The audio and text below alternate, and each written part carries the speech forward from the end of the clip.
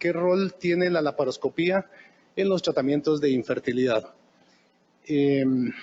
A diferencia de las otras conferencias que yo he visto de excelente presentación, pues yo no tengo tantas videos sobre la laparoscopía, pero donde quisiera yo enfocarme un poquito más es que si en verdad la laparoscopía está indicada en una paciente con problemas de infertilidad o no, pues entonces lo vamos a ver en el transcurso del desarrollo de las presentaciones de las diapositivas. Y donde sí hay que hacer laparoscopía, es evidente que sí hay que llevar a esta paciente a sala de operaciones para resolver problemas que estén relacionados con la fertilidad. Por lo tanto, mi enfoque va a ser específicamente en qué condiciones, si la laparoscopía mejora o no mejora todo el resultado con el hecho de obtener un embarazo y obtener un niño en casa sano. Ok, si nos recordamos, esto es como lo básico de la infertilidad. Siempre tenemos que tener en cuenta todos estos enunciados.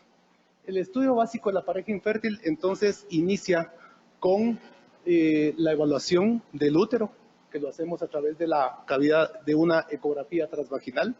Para evaluar trompas, la aplicación del histerosalpingograma, de la histerosonosalpingografía, que es otro método excelente de diagnóstico, la histeroscopía cuando está indicada y, ojo, no olvidar de entradita la valoración seminal del varón, ya que si nosotros empezamos por hacerle todos los análisis a una pareja, a una mujer, sin haber evaluado previamente el semen, nos llevamos muchas sorpresas, porque al final de cuentas, recordemos que el 50% de las parejas que no han podido tener hijos, el causante es el varón. Entonces, ¿qué evaluamos con la ecografía?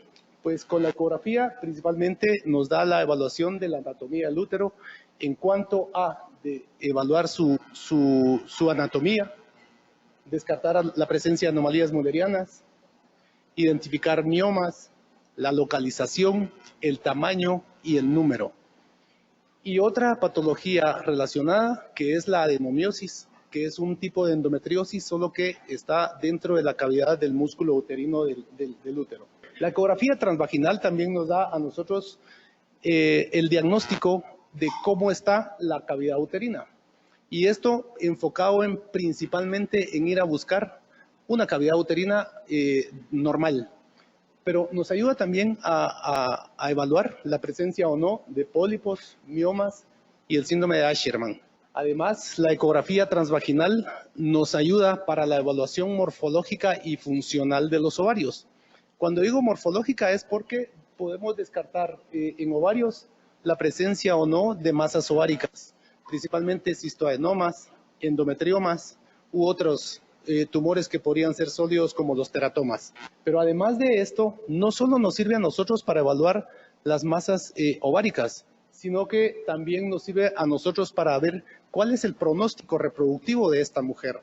Y esto nos da principalmente el recuento de folículos antrales. Recordémonos que una mujer que está entre los 18 y los 35 años, los ovarios deberían de tener entre 5, 8 o 10 folículos en cada ovario. Si eso es así, el recuento de folículos antrales es óptimo y es adecuado para esta mujer. Fuera de esto, sería un ovario poliquístico o menos de 5 folículos en cada ovario. Ya nos da a nosotros una idea de la probabilidad y de la capacidad reproductiva de esta mujer. Estaríamos nosotros ante una baja reserva ovárica, y si esta es una mujer menor de 30 años, menor de 35 años, esto es una recomendación en base a este hallazgo, que por favor vaya y si quiere embarazo que lo busque por la cantidad de folículos antrales. El histerosalpingograma es tan importante porque prácticamente nos da a nosotros la evaluación de ese 30 o 40% de infertilidad de origen tubárico. Y solo con hacer el histerosalpingograma, entonces nos da a nosotros la permeabilidad tubárica. Y en muchas ocasiones no es necesario hacer el histerosalpingograma, porque si hay otros factores asociados a infertilidad, por ejemplo, una mujer de 39, 40 años que no ha embarazado en 5 años, ¿podríamos nosotros pedirle el histerosalpingograma? Sí, evaluar si las trompas están permeables, pero si asociado a la edad, por ejemplo, tiene una patología seminal severa, es por gusto que nosotros le hagamos un histerosalpingograma a esta mujer, porque nosotros ya tenemos 2 factores asociados a infertilidad y el pronóstico reproductivo de esta pareja es muy bajo en relación a la concepción natural. Si tiene una patología seminal severa, una paciente de 40 años, la pregunta es, ¿será que es necesario pedirle el histerosalpingograma como método de diagnóstico de infertilidad? Pues quizás no, porque esta paciente debe derivarse a las técnicas de reproducción asistida. Estos datos, principalmente la edad y patología seminal severa, son indicativos de ir de una vez a las técnicas de alta complejidad como es la fecundación in vitro. La histerosonosalpingografía es un método efectivo, fiable, amigable para hacer diagnóstico de patología tubárica o permeabilidad tubárica. Es otro método confiable para evaluar el factor tubárico. Muy pocas clínicas lo hacen. Yo solo conozco 1 o 2 que lo hacen en Guatemala. Nosotros quisimos implementarlo, pero cuando vimos cuánto costaban los catéteres para hacer histerosonosalpingografía, solo el catéter nos costaba a nosotros como 350 quetzales, más el medio de contraste, más el operador, más lo que tiene que costar. Comparado eso con el histerosalpingograma, costo-beneficio no nos salía. Al final de cuentas, nosotros seguimos pidiendo el histerosonograma porque para hacer esto nosotros lo podemos hacer en la clínica, pero nos sale costo efectivo muy más caro. Dentro de la cirugía endoscópica de infertilidad, no debe dejar de mencionarse que existe la histeroscopía. Pero esta conferencia no incluyó mucho histeroscopía porque es otro tema y es un tema apasionante hablar sobre histeroscopía. Pero la histeroscopía está dentro de la cirugía endoscópica de la fertilidad. ¿Por qué? Pues porque si hay hallazgos de patología de la cavidad uterina, entiéndase pólipos, miomas, un Asherman, por ejemplo, descartar endometritis, que se ve perfectamente bien en la evaluación del endometrio por vía histeroscópica.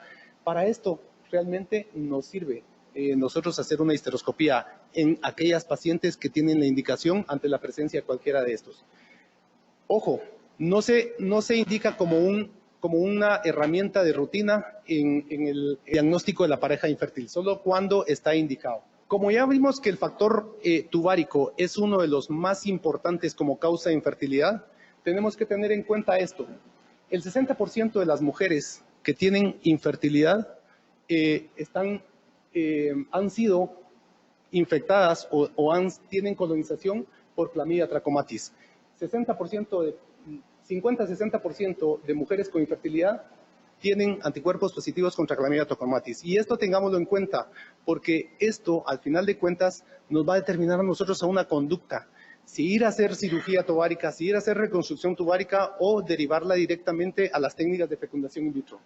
Una paciente que tenga anticuerpos positivos contra Chlamydia trachomatis y tiene trompas permeables, disminuye 3 veces su tasa de fecundidad. Y eso lo vamos a ver más adelante. ¿Por qué? Pues porque el daño que ocasiona Chlamydia trachomatis al epitelio intraluminal de la trompa es severo. Y la trompa puede estar permeable, pero funcionalmente no es una trompa normal. Cuando la mujer tiene anticuerpos contra Chlamydia positivos y tiene obstrucción tubárica bilateral, esa paciente no es indicativo o no se recomienda la cirugía laparoscópica de infertilidad. ¿Por qué? Pues porque el daño tubárico es muy severo en la trompa y aunque nosotros le hagamos una laparoscopía, poca cosa le vamos a ofrecer para reconstrucción de estas trompas. Esta paciente habrá que recomendarle directamente las técnicas de fecundación in vitro. Anticuerpos contra Chlamydia negativos, menos del 15% de probabilidad de daño tubárico. O sea que sí es evidente la relación de la Chlamydia con la función de la trompa. Fíjense bien, esta es una foto de microscopía electrónica. Como el epitelio tubárico intraluminal es un epitelio cilíndrico ciliado, que estos son los que provocan realmente el movimiento interior de la trompa para ayudar a los espermatozoides a que se vayan a juntar con el óvulo. Y una vez que hubo la fecundación del ovocito dentro de la ampolla tubárica, son estos mismos cilios los que arrastran junto con la mucosa y la capa muscular de la trompa para que el embrión se venga a implantar hacia el interior del útero, donde es su casa, donde debe estar el embarazo. Pero fíjense bien, pacientes que han sido infectadas con Chlamydia trachomatis, cómo está ese epitelio y cómo está de de forma a nivel microscópico. La trompa puede estar permeable, pero funcionalmente esa trompa está disfuncional. Y esto es uno de los factores de mayor riesgo para embarazos ectópicos. Sabemos que la trompa está permeable, puede haber fecundación ahí, pero la probabilidad de embarazo ectópico es muy alta en estos casos. Entonces, seguimos con la evaluación del factor tubárico. ¿Y en quiénes debemos pedir histerosalpingograma? Bueno, pues no hay un consenso evaluación óptima de la trompa de falopio, pero se sigue diciendo que el histerosalpingograma es hoy por hoy la primera línea de estudio del factor tubárico. Esto por la Escuela Europea de Reproducción Humana. Pero ¿en quiénes debemos de pedir el histerosalpingograma? Pues está indicado en aquellas pacientes que nosotros sospechamos que tienen o han sido infectadas con Chlamydia trachomatis. Solo la infertilidad ya nos debe sospechar a nosotros una infección por Chlamydia trachomatis. ¿Deberíamos de pedirle nosotros entonces la serología de Chlamydia trachomatis antes de pedir un histerosalpingograma? Sí. Si tiene anticuerpos negativos, deberíamos de hacer el histerosalpingograma. Y si este es permeable, no tenemos más que hacer, porque si el histerosalpingograma muestra trompas permeables, con esto basta y es suficiente para indicar tratamientos. Pero también sabemos que el histerosalpingograma tiene su efecto terapéutico. Muchas de las pacientes solo necesitaban hacerles el histerosalpingograma para que embarazaran de forma espontánea posterior al histerosalpingograma, porque el hecho de que le echemos una solución dentro de la cavidad uterina y vaya y corra por las trompas de falopio y gotee fuera en la pelvis, solo ese mecanismo, esa acción mecánica de presión intratubárica puede ser que se pase despejando algún detritus o algún cúmulo de mocos dentro de las trompas de falopio. Entonces, por eso es que tiene un efecto terapéutico y las parejas y las mujeres podrían embarazar de forma espontánea si tienen un semen normal. Si hay anticuerpos contra clamidia positivos en una mujer con infertilidad, esta paciente deberíamos de indicarles la laparoscopía. Y este es el gold standard para evaluación de la permeabilidad tubárica en esas pacientes que tienen anticuerpos positivos contra clamidia. La laparoscopía entonces nos evalúa la permeabilidad tubárica, se evaluará el estado funcional y anatómico de las trompas, principalmente si hay o no adherencias laxas, gruesas, cómo está el estado de las fimbrias, si hay obstrucción uni o bilateral. Y de todos estos factores depende el pronóstico de fertilidad de esta mujer. Recordémonos que la permeabilidad no es igual a la función tubárica. Las trompas pueden estar permeables, pero funcionalmente, si han sido infectadas por clamidia, van a estar van a tener poco buen pronóstico. El pronóstico de estas mujeres es bueno cuando hay una permeabilidad tubárica, es malo cuando hay obstrucción tubárica bilateral y es intermedio cuando tienen una trompa permeable. Entonces, la laparoscopía es una opción quirúrgica para aquellas mujeres que tienen hallazgos de patología pélvica con los métodos de diagnóstico por imagen. En estos casos es obvio que nosotros podemos indicar una laparoscopía, pero si el examen básico de infertilidad es normal, no debería de recomendarse la laparoscopía como parte del estudio de tratamiento inicial. Se deben empezar inmediatamente las técnicas de tratamiento de infertilidad. La laparoscopía entonces puede tener una utilidad ¿en dónde? En aquellas parejas que tienen esterilidad de origen desconocido. ¿Y cómo se define esterilidad de origen desconocido? La esterilidad de origen desconocido es cuando una mujer tiene menos de 35 años, tiene útero normal, trompas permeables y semen normal. Ante esa situación no llega al embarazo, se llama esterilidad de origen desconocido. Entonces la laparoscopía nos puede dar a nosotros un diagnóstico de cómo está la anatomía pélvica y también sirve para hacer tratamiento, ya que si nosotros entramos con la laparoscopía y encontramos adherencias o endometriosis, generalmente en ese mismo momento se soluciona el problema. Nos demuestra permeabilidad tubárica, nos puede ayudar para decidir si ir a la inseminación artificial o si ir de una vez a las técnicas de fecundación in vitro. Y bueno, posterior a fallo de inseminación, uno también se lo puede plantear, pero aquí más adelante tengo una gráfica de un estudio, cuáles los hallazgos de la laparoscopía en aquellas mujeres que han fallado la inseminación artificial. Indicaciones muy conocidas de la laparoscopía de inicio como parte del tratamiento de la infertilidad, pacientes que se sospecha o que se sabe que tienen endometriosis. para cuando hay obstrucción tubárica bilateral, para evaluar el factor tuboperitoneal. Obvio que para las pacientes que tienen hidrosalpinx está indicado recomendar la laparoscopía, para hacer miomectomías laparoscópicas y en muy raros casos, porque el segundo consenso de Rotterdam, si se recuerdan ustedes, cuando definió los criterios de tratamiento de mujeres con ovario poliquístico, dijo que en aquellas mujeres que eran resistentes al clomifeno o resistentes al estímulo con gonadotropinas, podríamos nosotros hacer un drilling ovárico. Pero el drilling ovárico lo debe hacer aquella persona que está familiarizado con la técnica. Pacientes con infertilidad, con infertilidad de origen desconocido. ¿Es útil la laparoscopía? Pues no. Fíjense bien, este estudio del 2009, ¿cuáles son los hallazgos más comunes que se obtienen en estas mujeres con esterilidad de origen desconocido y se les hace una laparoscopía? Principalmente hay un porcentaje que encuentran hallazgos normales, más o menos un 2%, pero los hallazgos más comunes son endometriosis. Y endometriosis leve, 33%, endometriosis moderada, 20%, endometriosis severa, 57, 33 y 20%. Patología tubárica, un 31%. Adherencias, un 33%. Si se encuentra cualquiera de estos hallazgos, la ventaja que tiene la laparoscopía es que antes se hablaba de laparoscopía diagnóstica y laparoscopía quirúrgica. Si nosotros solo entramos con el laparoscopio y vemos esto y no hacemos nada, eso es una laparoscopía diagnóstica, pero eso prácticamente dejó de ser recomendada desde hace muchísimo tiempo. La laparoscopía siempre debería ser quirúrgica, de manera que si es endometriosis, fulguración de los focos de endometriosis, corte de adherencias. Si la patología tubárica está presente con adherencias, acodaduras o fimosis de las trompas, pues hacer salpingostomía, liberación de las trompas. Fíjense bien, en este estudio, este autor, la pregunta era si la laparoscopía podría ser hecha después de un histerosalpingograma normal, antes de iniciar una inseminación intrauterina o después del fallo de 6 ciclos de inseminación intrauterina. Entonces, dos grupos, unos que le hizo una laparoscopía de inicio antes de llevarla a inseminación intrauterina, y grupo número 2, en aquellas mujeres donde había fallado los ciclos de inseminación intrauterina.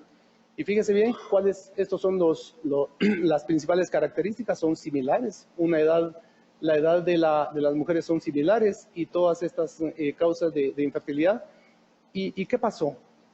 En las mujeres donde se llevó o donde se realizó la laparoscopía de inicio previo a la inseminación artificial, el número de patología fue de un 52% y en aquellas mujeres donde falló la inseminación fue de un 44%. O sea, los hallazgos fueron similares, pero se hizo, por ejemplo, adhesiólisis en estas, obvio, cuando se hizo la laparoscopía de inicio, fulguración de focos de endometriosis 44% cuando se hizo inicio, y cuando falló la inseminación, le encontró endometriosis y se hizo fulguración en el mismo porcentaje de forma similar. Fimbriólisis, obviamente, cuando en pacientes que fallaron la inseminación. ¿Cuál es la tasa de embarazo haciendo la laparoscopía previa o posterior a fallo de inseminación artificial? Pues fíjense bien, haciendo la laparoscopía previa, se embarazaron 12 parejas, 12 pacientes, y después de fallo de inseminación, 16. Las que se le hizo laparoscopía antes de la inseminación, se embarazaron 22% con la inseminación, y aquellas que se le hizo después de fallo de inseminación, 22%. Total, tenemos que las mujeres se embarazan de la misma forma haciendo laparoscopía al inicio de tratamiento de inseminación versus en aquellas que ha fallado la inseminación artificial. En este estudio, entonces, en conclusión, la laparoscopía no tiene casi ningún efecto, no tiene mayor utilidad según este estudio. Conclusiones importantes de este estudio es que hacer la laparoscopía antes de la inseminación no aumenta la tasa de embarazo evolutivo. Y los hallazgos de la laparoscopía previo a la inseminación no fueron mayores a aquellos cuando se les hizo la laparoscopía después de un fallo de inseminación artificial. 48 y 56% de hallazgos anormales en la laparoscopía previo y post a inseminación, y en ambos se embarazan igual. En este estudio, el autor, al final de cuentas, dice, yo realmente no aconsejo la laparoscopía previo al inicio de las técnicas de reproducción asistida de baja complejidad, que es la inseminación artificial. La laparoscopía quirúrgica versus la laparoscopía diagnóstica en pacientes con problemas de infertilidad, es obvio que el objetivo era revisar si la laparoscopía quirúrgica para pacientes con subfertilidad está asociada con endometriosis. Y dos, laparoscopía quirúrgica versus diagnóstica, y el resultado era ver si las pacientes conseguían embarazo por lo menos hasta las 20 semanas. Entonces aquí tenemos a pacientes que se les hizo laparoscopía quirúrgica versus laparoscopía diagnóstica. Vemos que todos los datos están a favor de la laparoscopía quirúrgica. En aquel tiempo, ASRM, que es la Escuela Americana de Medicina Reproductiva, como parte de su protocolo de estudio de la pareja con problemas de infertilidad, incluía una laparoscopía como diagnóstico. Pero la laparoscopía no solo tenía que ser diagnóstica, sino que también quirúrgica. Y en muchísimas partes, gente que estaba poco entrenada en el tema de laparoscopía, hacía laparoscopía solo diagnóstica, iba a ver y se salía. Y esta es la razón de comparar laparoscopía diagnóstica, laparoscopía quirúrgica, y todos los datos están a favor de, si uno hace una laparoscopía, debe ser quirúrgica y resolutiva de una vez ante cualquier hallazgo que encuentre uno en la laparoscopía. La indicación de la laparoscopía, entonces, antes de inseminación, debería estar indicada ante la presencia de, pues, una sospecha o una historia de enfermedad inflamatoria pélvica, que puede causar síndrome herencial. Aquellas mujeres que tienen un embarazo ectópico, altísimo riesgo de que tengan anticuerpos contra clamidia positivos, en ellas es imperativo, o sea, recomendatorio hacer la cirugía. Y la cirugía tubárica o sospecha de endometriosis, pues está indicativo hacer el tratamiento, la cirugía. El rol de la laparoscopía en pacientes con diagnóstico o con sospecha de endometriosis y con infertilidad, es obvio. La endometriosis está asociada significativamente a infertilidad. Esto pues ya lo sabemos. La prevalencia de endometriosis en mujeres infértiles es alrededor de un 50%. Versus un 5 o un 10% en aquellas mujeres que se les ha hecho una laparoscopía que van a esterilización. Solo menos del 10% de mujeres que ya cumplieron su fertilidad y que quieren una ligadura tubárica o una esterilización por laparoscopía, se les encuentra endometriosis. O sea, es muy amplia la diferencia. Solo con el hecho de que una mujer tenga infertilidad ya es una sospecha de endometriosis, porque la endometriosis sí causa infertilidad. ¿Qué síntomas da la endometriosis? Pues ya lo sabemos, esto se ha repetido. Si no estoy mal, Rodrigo habló en la semana anterior sobre la cirugía laparoscópica en endometriosis, pero no está por nada recordar la sintomatología: dolor abdominopélvico, dismenorrea, dispareunia, disquesia, disuria, fatiga crónica y, ojo, infertilidad. Ante una paciente que tiene infertilidad, deberíamos nosotros de sospechar endometriosis, porque el 50% está presente en la endometriosis y en la infertilidad. Y la endometriosis en relación a la fertilidad, ¿qué es lo que ocasiona? Causa una enfermedad inflamatoria pélvica, subclínica y crónica. Sabemos que la calidad de estos ovocitos tienen menos tasas de fecundación en el laboratorio cuando se hace FIV-ICSI. Y la endometriosis, por la presencia de los endometriomas, puede causar disminución de la reserva ovárica cuando se hacen quistectomías vía laparoscópica. La receptividad endometrial, pues, está entredicho. Las mujeres que tienen endometriosis y se les da donación de ovocitos, implantan igual a como aquellas mujeres que no tienen endometriosis. Entonces, esto lo puse todavía aquí como, debería tener un signo de interrogación aquí, pero la receptividad endometrial en mujeres con endometriosis no está alterada. Fotos de endometriosis pélvica, ya estamos nosotros familiarizados. Lesiones marrones, lesiones blancas y negras, el famoso endometrioma y los nódulos. Pues estos todos son hallazgos típicos patognomónicos de endometriosis. ¿Cuál es la fisiopatología de la endometriosis? Y esto para que lo recordemos un poquito. La teoría de Sampson, ¿se recuerdan? Que dice que más del 80% de las mujeres tienen menstruación retrógrada. Con cada ciclo menstrual hay menstruación que se viene por las trompas hacia la cavidad peritoneal. En mujeres que están propensas a desarrollar endometriosis, hay un sistema inmune alterado y esto es lo que provoca realmente la aparición de la endometriosis. En mujeres que no tienen endometriosis, estas células que regresan de la cavidad uterina hacia la cavidad peritoneal y caen aquí al peritoneo, rápidamente entra en funcionamiento todo el sistema inmune de la mujer para fagocitar y aclarar estas células endometriales que caen aquí al peritoneo pélvico. Pero ¿qué pasa en aquellas mujeres que están propensas a desarrollar endometriosis?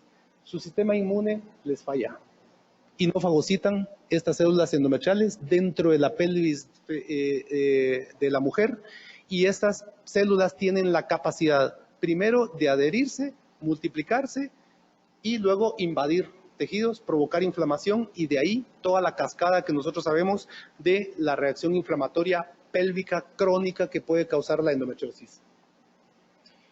Como información general para la paciente con endometriosis, debemos nosotros de ser claros en decirle a estas mujeres, no existe una cura para la endometriosis. Y luego, los objetivos de tratamiento de la endometriosis depende de lo que quiera la mujer. Si quiere alivio del dolor, pues sí, una laparoscopía y fulguración y tratar de quemar todas las lesiones de endometriosis. Alivio del dolor y otros síntomas, reducir las lesiones. Y ante todo, las mujeres que tienen deseo de fertilidad, estas mujeres nosotros deberíamos de restablecer su anatomía pélvica para conseguir embarazos incluso de forma espontánea. Evitar que la enfermedad se repita. Y es evidente que en la enfermedad inflamatoria pélvica de la endometriosis, la calidad de vida de estas mujeres con cada ciclo menstrual son mujeres que sufren mucho por dolor pélvico crónico, y estas mujeres tienen una calidad de vida muy deficiente. La laparoscopía puede ayudarles a mejorar su calidad de vida cuando nosotros hacemos fulguración y tratamos de quitar todos los implantes endometriósicos. El enfoque del tratamiento de la endometriosis relacionado a la fertilidad. Entonces, debemos de estar conscientes de esto. La endometriosis debe considerarse como una enfermedad crónica que requiere un plan de tratamiento para toda la vida, con el objetivo de maximizar tratamientos médicos y evitar procedimientos quirúrgicos frecuentes. ¿Cuántos de nosotros aquí no hemos oído que hay mujeres que tienen 3, 4 cirugías por endometriosis? Esto es bien común. ¿La endometriosis sí se debe operar? Por supuesto que sí, está en las guías de recomendación, pero se debe operar una sola vez. Si la mujer tiene infertilidad, tenemos sospecha o tiene un diagnóstico de un endometrioma, hay que operarla. Ya lo vamos a ver en otra diapositiva. Primero, para hacer diagnóstico de certeza, y 2, intentar quitar todos los implantes endometriósicos y con esto restablecer la fertilidad. Pero las mujeres que ya lograron su fertilidad y tienen dolor pélvico crónico, tenemos que buscar alternativas con tratamiento médico. El tratamiento quirúrgico en estas mujeres está destinado a hacer diagnóstico de certeza, eliminar los implantes endometriósicos y restablecer la fertilidad. ¿De qué depende el éxito de esto? Depende de la habilidad y la familiaridad que tenga cada cirujano en cuanto al tratamiento de estas pacientes. Lo que sí debemos de tener en cuenta es que la endometriosis, a los 5 años, la mitad de estas mujeres tienen lo mismo que tenía cuando nosotros las llevamos a sala de operaciones. Y la laparoscopía de endometriosis es efectiva a corto plazo. Y es por ello que cuando nosotros hacemos una laparoscopía de infertilidad y encontramos endometriosis, de una vez debemos de aplicar los tratamientos de fertilidad para conseguir los embarazos. Tratamiento de mujer con endometriosis sin deseo gestacional. Entonces debemos nosotros de evaluar, aconsejar y dejarle claro que la endometriosis, mientras más progresa, menos pronóstico reproductivo tiene. En estas mujeres con endometriosis 3 o 4, por ejemplo, con endometriomas, nosotros deberíamos de hablarles sobre la forma de preservar la fertilidad, porque cada vez que los endometriomas aparecen en los ovarios, gastan o quitan o se comen el tejido sano del ovario, y la cantidad de folículos antrales cada vez es menor. Y si asociado a esto es una mujer que ronda los 35 años, esta mujer, su pronóstico reproductivo es muy bajo. Estas mujeres, si no tienen deseo de fertilidad, existe la opción de que preserve su fertilidad. ¿Y cómo preserva la fertilidad una mujer con endometriosis que ronda los 35 años y endometriosis 4? Pues hacer una estimulación ovárica, extraer óvulos y guardarlos en los bancos de óvulos. Si no tiene pareja, guarda solo los óvulos. Pero si tiene pareja y no quiere embarazo todavía, fecundar los óvulos y guardar embriones es la mejor forma para esta mujer. El consejo reproductivo de estas mujeres es muy importante y deberemos nosotros de irnos muy fuerte con el tratamiento hormonal. Si necesita cirugía, pues es obvio, hay que hacer cirugía. Y esto con el objetivo de aliviar el dolor y darles una mejor calidad de vida a estas mujeres. Ahora, mujeres con endometriosis y con deseo gestacional e infertilidad, estas mujeres directamente a las técnicas de reproducción asistida. Una inseminación artificial, si tiene la cavidad uterina normal y trompas permeables y semen normal. PIVIXI, si hay patología tuboperitoneal, por ejemplo, una trompa obstruida o las dos trompas obstruidas, y máxime si la mujer ya está en 35 años o más. La laparoscopía diagnóstica quirúrgica, ¿verdad? Con fulguración de endometriosis, más restauración de la anatomía pélvica y luego técnicas de reproducción asistida. Estas cosas en verdad son las recomendaciones claras que uno debería dejar en el expediente, y no en el expediente, sino claridad a la paciente. Factores de mayor importancia para estas pacientes sigue siendo la edad. Menos de 35 años, podría uno decirle, bueno, pues tiene usted el tiempo para esperar si embaraza de forma espontánea. La edad mayor de 35 años, ir y ser uno agresivo en los tratamientos de fertilidad y evaluar con claridad cuál es la reserva ovárica de esta mujer en relación a su pronóstico reproductivo. ¿Es necesario quitar los endometriomas previo a los tratamientos de infertilidad? Pues esta es una pregunta también, y veamos esta publicación en Human Reproduction del 11. Aquí hay una como disyuntiva, hay gente que está a favor y hay gente que no está a favor. Pues para la gente que está a favor, pues dice que hay riesgos de abscesos pélvicos o ruptura de los endometriomas, y eso le puede causar problemas a las mujeres, por eso hay que operar. Que puede haber un riesgo de malignidad en las masas que se evalúan en los ovarios. Que hay dificultad para aspiración de los ovocitos, o que puede haber contaminación de los óvulos cuando se hace una punción folicular, y que la endometriosis es progresiva. Y en esto, pues sí tiene razón la gente que está a favor de ir a quitar los endometriomas, pero hay gente que está a favor de manejo expectante. Entonces, la gente que dice que mejor ser uno más cauto y precavido y no quitar endometriomas, los comentarios son porque hay daño al ovario.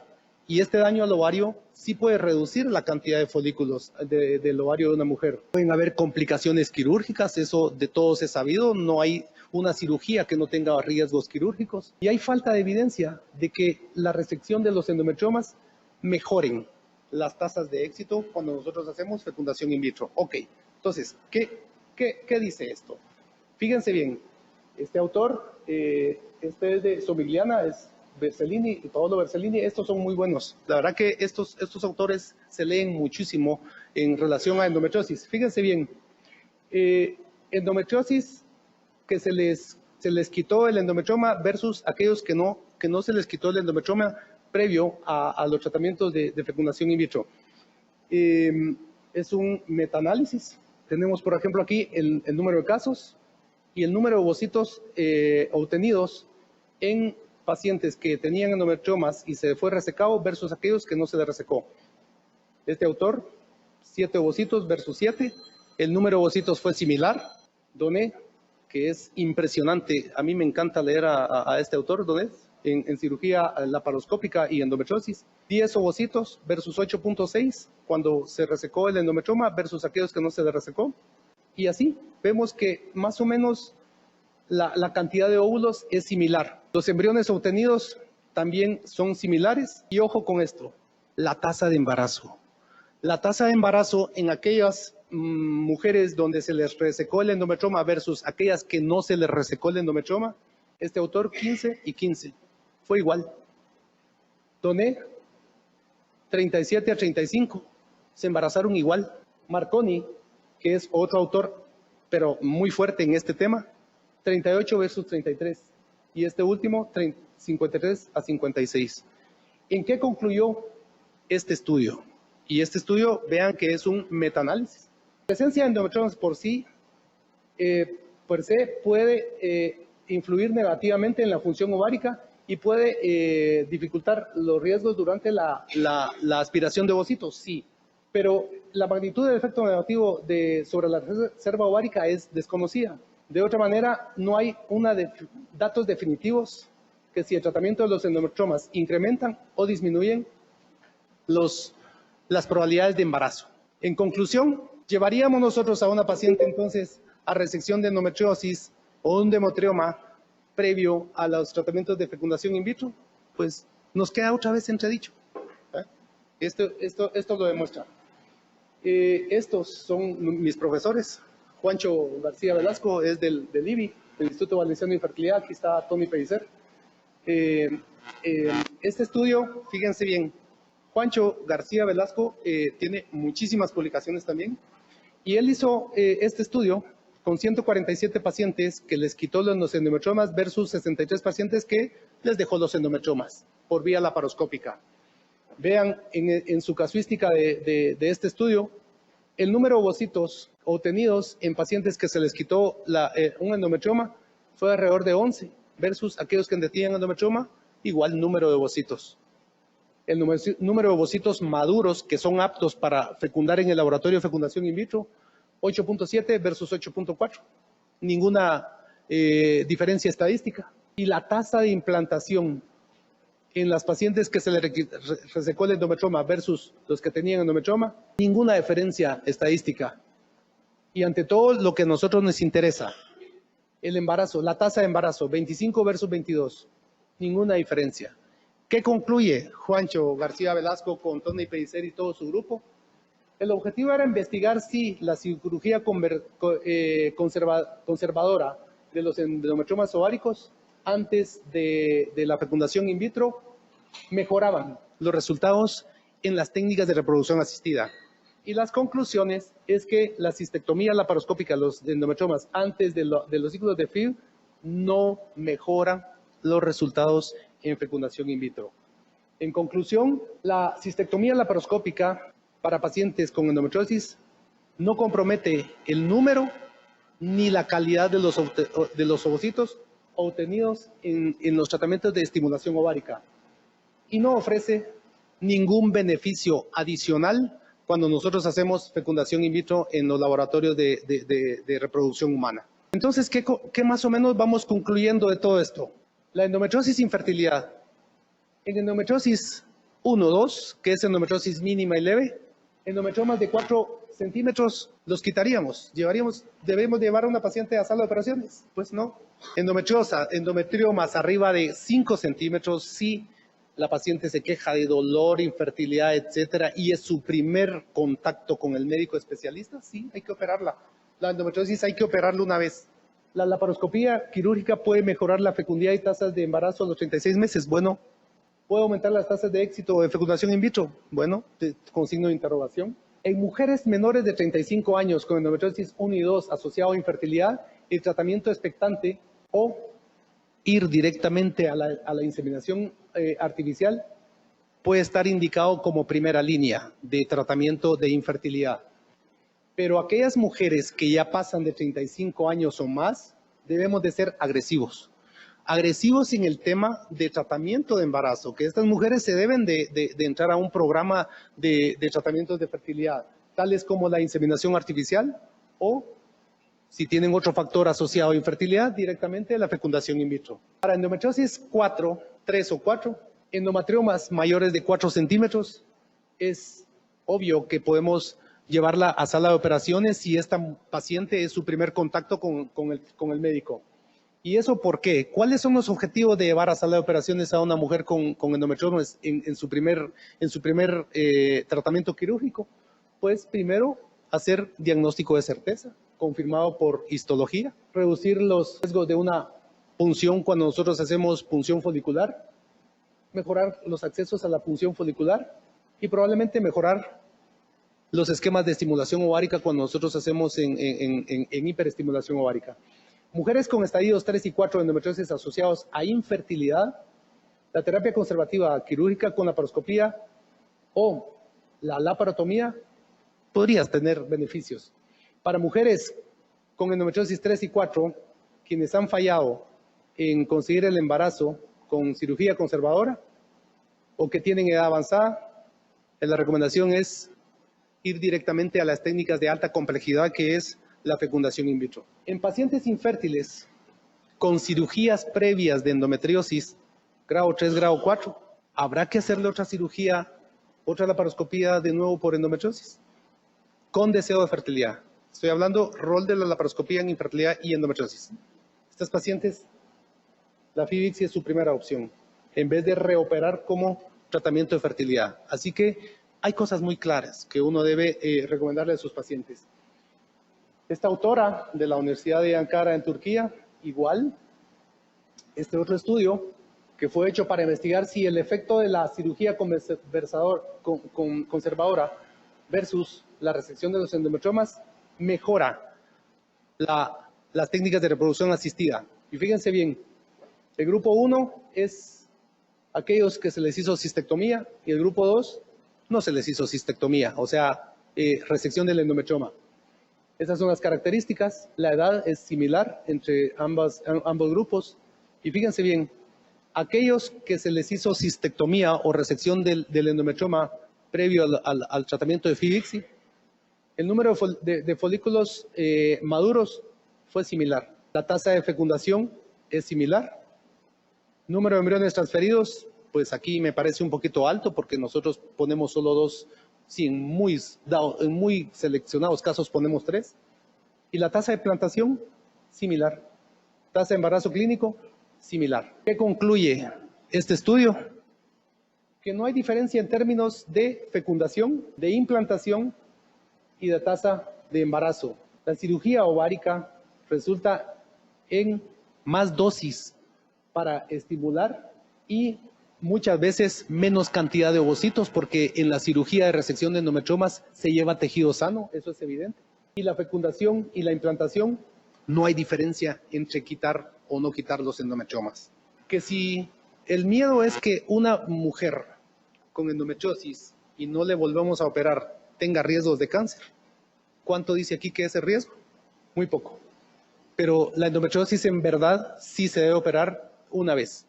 2 veces si ya cumplió fertilidad y si uno quiere ser más agresivo para alivio del dolor. Pero en relación a fertilidad, sería mejor las técnicas de fecundación in vitro. En hidrosalpings es evidente que trompas obstruidas por 1000 razones, infecciosas, endometriosis, etcétera, hay acumulación de líquido dentro del epitelio intratubárico y este líquido es, en la mayoría de las veces, funciona de 2 formas para provocar infertilidad. Uno, que es tóxico para la implantación embrionaria, y 2, produce un efecto mecánico que si el líquido está drenando hacia la cavidad uterina y nosotros ponemos embriones hacia la cavidad uterina, es lógico que va a ofrecer un efecto mecánico en evitar la implantación de este embrioncito.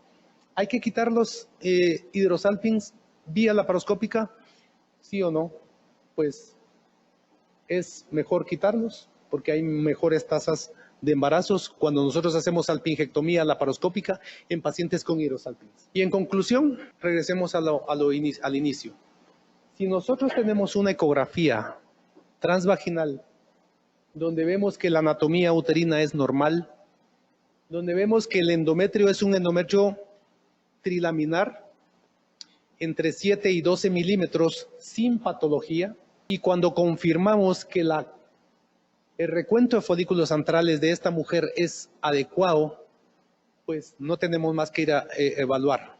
Si el histerosalpingograma nos dice que hay permeabilidad tubárica, no es necesario hacer otro método de diagnóstico de infertilidad. El histerosono, pues ya lo comentamos, costo-beneficio es más caro. La histeroscopía es mandatoria ante cualquier paciente mujer con infertilidad y ante la presencia de una anomalía mulleriana es evidente que ir a resecar un septo uterino es lo mandatorio, resecar un pólipo es mandatorio. Si el semen es normal, ¿qué es lo que debemos de recomendar? Iniciar las técnicas de reproducción asistida. Y con esto yo pues quería dejar las recomendaciones prácticas para dárselas a nuestras parejas que cada día nosotros vemos en el consultorio. Y bueno, esto es mi presentación. Muchas gracias por su atención.